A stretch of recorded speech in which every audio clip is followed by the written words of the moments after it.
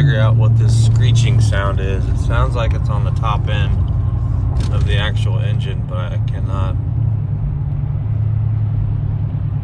can't verify that just yet.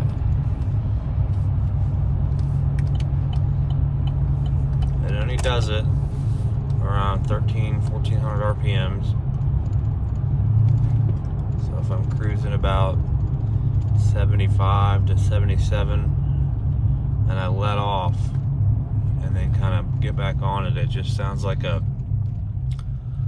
fast screech on the top end of the engine.